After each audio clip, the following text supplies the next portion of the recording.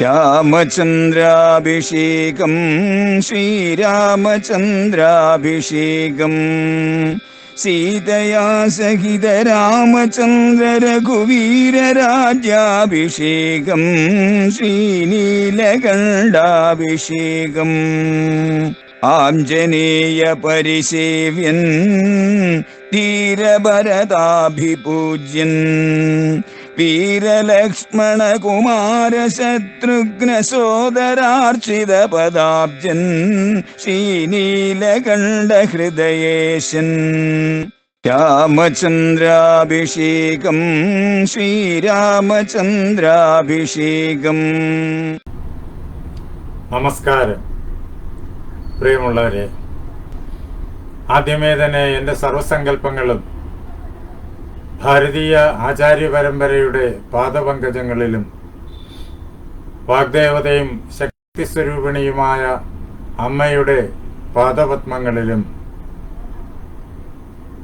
എൻ്റെ ഗുരുനാഥനായ ജഗദ്ഗുരു സ്വാമി സത്യാനന്ദ സരസ്വതി തൃപ്പാദങ്ങളിലും എൻ്റെ പരമഗുരുവായ ബ്രഹ്മശ്രീ നീലകണ്ഠ ഗുരുപാദരുടെ പാദപങ്കജങ്ങളിലും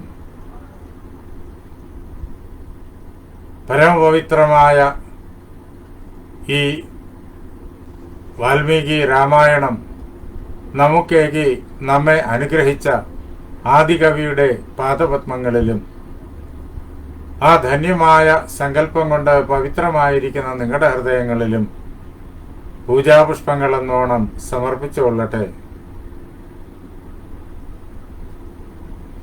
വാൽമീകി രാമായണത്തിൻ്റെ അയോധ്യാകാന്ഡത്തിലുള്ള 37ാമത് സർഗത്തിലേക്കാണ് നാം പ്രവേശിച്ചു കഴിഞ്ഞിരിക്കുന്നത്. നീ കാനനത്തിലേക്ക് പോകണ്ട, രാജാവായിക്കൊള്ളൂ, എന്നെ ബന്ധിച്ച് രാജാവാകൂ എന്നെല്ലാം രാമനോട് പറയുന്ന മഹാരാജ ദശരഥനോട് ശ്രീരാമചന്ദ്രൻ പറഞ്ഞു, എനിക്ക് രാജ്യത്തിൽ ആഗ്രഹമില്ല, സമ്പത്തിൽ ആഗ്രഹമില്ല, സ്ഥാനമാനങ്ങളിൽ ആഗ്രഹമില്ല, അങ്ങയുടെ സത്യം നിലനിൽക്കണം, അത് മാത്രമാണ് എൻ്റെ പരമമായിരിക്കുന്ന ലക്ഷ്യം. അതുകൊണ്ട് എനിക്ക് സമ്പത്തോ സൈന്യങ്ങളോ മറ്റ് യാതൊരു സൗകര്യങ്ങളോ ആവശ്യമില്ല. ആരും തന്നെ എന്നെ കാനനത്തിലേക്ക് അനുഗമിക്കുകയും വേണ്ട. അതെല്ലാം ഇവിടെ അയോധ്യയിൽ തന്നെ ഇരിക്കട്ടെ, അതെല്ലാം ഭരതന് അങ്ങ് നൽകിയാലും എനിക്കാകെ വേണ്ടത് മരൗരി മാത്രം. ഇത് കേൾക്കേണ്ട താമസം കൈകേയി പുഞ്ചിരിച്ചുകൊണ്ട് താൻ നേരത്തെ തന്നെ തയ്യാറാക്കി വച്ചിരിക്കുന്നതായ മരൗരി എടുത്തുകൊണ്ടുവന്ന് രാമനും ലക്ഷ്മണനും സീതയ്ക്കും നൽകുകയായി. ശ്രീരാമചന്ദ്രൻ വളരെ സന്തോഷത്തോടു കൂടിയിട്ട് മരൗരി അമ്മയുടെ കയ്യിൽ നിന്ന് സ്വീകരിച്ചു. സചീരേ പുരുഷവ്യാഘ്ര കൈകയ്യ പ്രതിഗൃഹ്യത്തെ സൂക്ഷ്മവസ്ത്രം അവിക്ഷപ്യ മുനിവസ്ത്രാണി അവസ്ഥ. ശ്രീരാമചന്ദ്ര മഹാപ്രഭു വളരെ പുഞ്ചിരിയോടുകൂടിയിട്ട് കൈകേയി കൊണ്ടുവന്നതായ ആ മരൗരി, ഋഷിമാര് ധരിക്കുന്നതായിട്ടുള്ള വസ്ത്രം അതാണ്. പരുത്തി വസ്ത്രങ്ങളല്ല അവർ ധരിക്കുന്നത്, പട്ടുവസ്ത്രങ്ങളല്ല ഋഷിമാർ ധരിക്കുന്നത്. അങ്ങേയറ്റം പരുക്കനായിട്ടുള്ള മരൗരി, മരത്തിൽ നിന്ന് ഇളക്കിയെടുത്ത് ഉണക്കി പാകപ്പെടുത്തിയെടുക്കുന്നതായ മരത്തിൻ്റെ തോട്. ആ മരത്തിൻ്റെ തോല് ഋഷിമാർ ധരിക്കുന്ന മരൗരി എപ്പോഴാണോ ഇളയമ്മ കൊണ്ട് കയ്യിൽ തന്നത്, രാമൻ സന്തോഷത്തോടെ അത് സ്വീകരിച്ചു. താൻ അതുവരെ ധരിച്ചതും പരിചയിച്ചതുമായ അത്യധികം നിർമ്മലമായിരിക്കുന്ന, അങ്ങേയറ്റം മനോഹരമായിരിക്കുന്ന, അതേപോലെ തന്നെ കോമളമായിരിക്കുന്ന വസ്ത്രങ്ങൾ, പട്ടുവസ്ത്രങ്ങൾ ഉപേക്ഷിച്ചിട്ട് മരൗരി ശ്രീരാമചന്ദ്രൻ ധരിച്ചു. ലക്ഷ്മണനും കൈകേയി മരൗരി നൽകി. ലക്ഷ്മണനും സസന്തോഷം മരൗരി സ്വീകരിക്കുകയും ആ മരവുരി ധരിക്കുകയും ചെയ്തു. പട്ടുവസ്ത്രങ്ങൾ ഉപേക്ഷിച്ചു, മരവുരി സ്വീകരിക്കുകയും ചെയ്തു. അതേ പ്രകാരത്തിൽ സീതയ്ക്കും കൈകേയി മരവുരി നൽകി. പക്ഷേ മരവുരി എങ്ങനെയാണ് ധരിക്കേണ്ടതെന്ന് സീതയ്ക്ക് അറിയില്ല. സീതയ്ക്ക് പരിചയമുള്ളതല്ല അത്. ദേവി ആകെ പരിഭ്രമിച്ചു. സീത ആ അവസരത്തില് കണ്ണുനീർ പ്രവഹിപ്പിച്ചുകൊണ്ട് അശ്രു സമ്പൂർണ്ണ നേത്രാച്ച ധർമ്മജ്ഞ ധർമ്മദർശിനി, ധർമ്മത്തെ അറിയുന്നവളായ, ധർമ്മത്തെ തന്നെ എല്ലാ കാര്യത്തിലും പ്രവർത്തിപ്പിക്കുന്നതിന് വേണ്ടിയിട്ട് എല്ലാറ്റിൻ്റെയും ധാർമ്മികമായ തത്വത്തെ വിചിന്തനം ചെയ്ത് മനസ്സിലാക്കുന്നവളായ, ധർമ്മത്തെ കാണുന്നവളായ ആ സീതാദേവി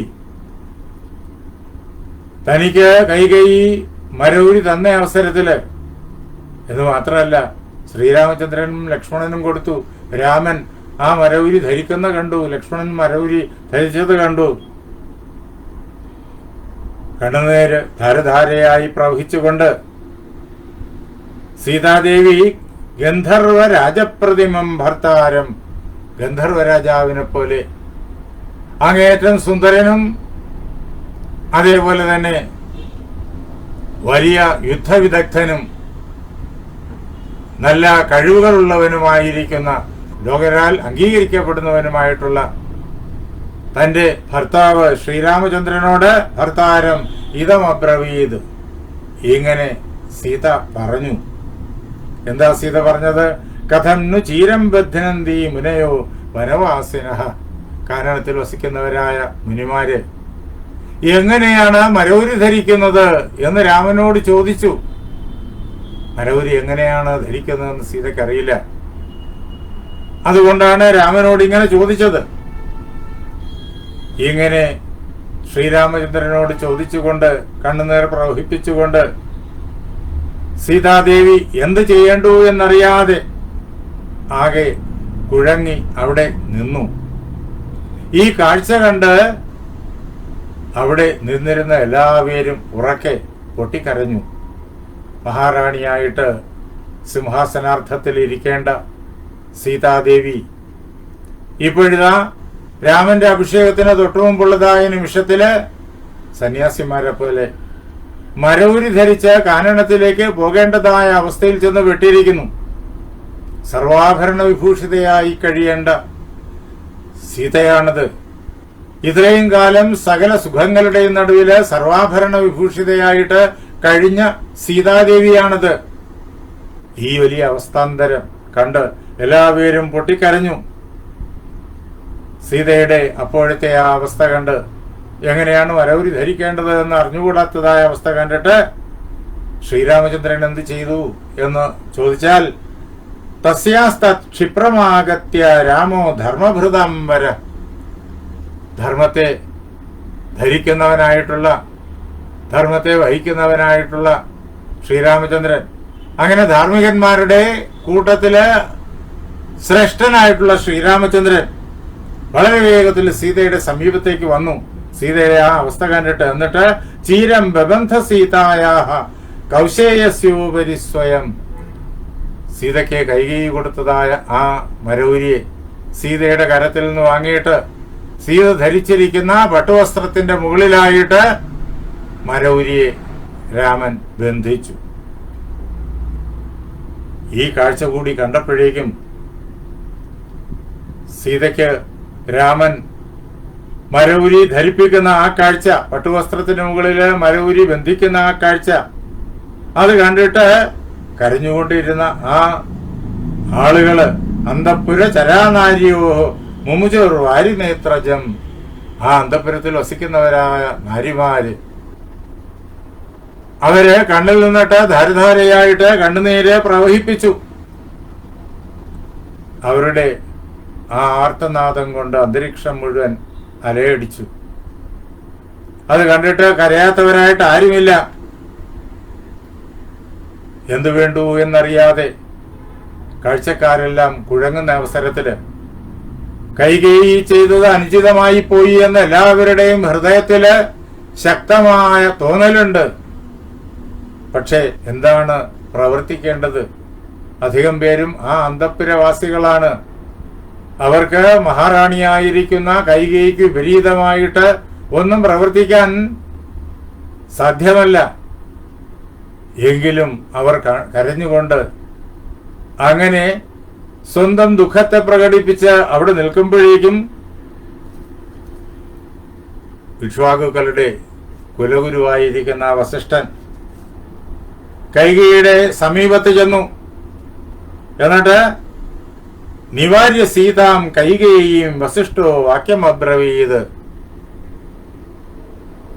ആ കരയുന്ന സീതയെ ആ മരവുരി ധരിക്കുന്നതിൽ നിന്നിട്ട് വസിഷ്ഠൻ തടഞ്ഞു. സീത മരവുരി ധരിക്കേണ്ട കാര്യമില്ല, സീത പട്ടുവസ്ത്രങ്ങൾ മാത്രം ധരിച്ചാൽ മതി.